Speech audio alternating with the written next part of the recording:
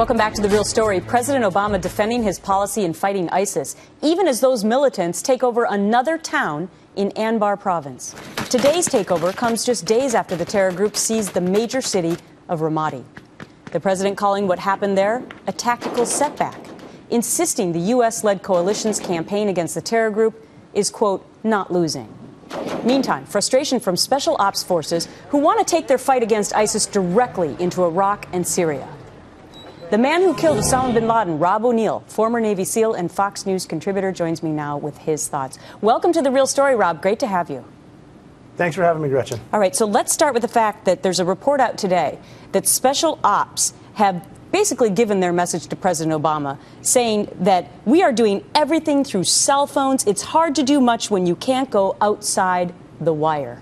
What are we to make of that? Yeah, that's the word that I'm getting too. They're frustrated with the lack of a plan. They did get together at a conference in Tampa, and they're speaking about what they can do. But right now, with really nobody on the ground, it's difficult for them just to try to make phone calls with their sources. It's hard to be serious. It's hard to see what's going on. And a lot of people that I know are frustrated. So they basically are frustrated because what they're saying is that they're fighting from remote locations. I mean, meaning actually by remote control because they're not physically there.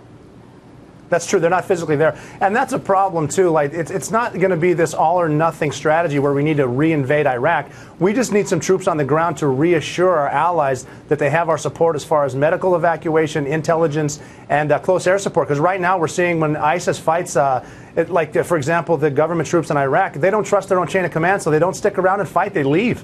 Okay, because there's been, the flip side of this argument is that why should the U.S. fight when the Iraqis don't even want to fight the battle for themselves? Well, it's a big fight for us because if we allow this Islamic State to form, it's going to be a major training ground for terrorists who want to attack the West. The ultimate is the caliphate. They'll attack our friends in Europe, and then ultimately they want to attack us here in the United States. They'll be able to stage from there, and we need to decide as a nation, do we fight them now and stop them, or do we wait till they get here? Mm-hmm. So what do you make of the fact that the Obama administration doubling down, saying our ISIS strategy is, perfect? We have to remember that President Obama 9 months ago said that his goal was to destroy and degrade ISIS. But is that really happening, and do we need to change the policy?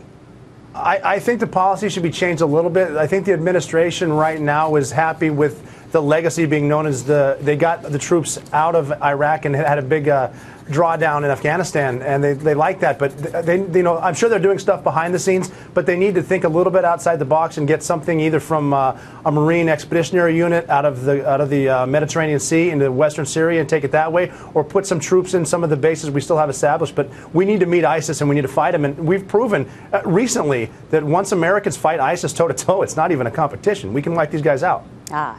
And taken from somebody who's been there and knows what he's talking about. Rob O'Neill, thanks so much for being on The Real Story. Have a good weekend.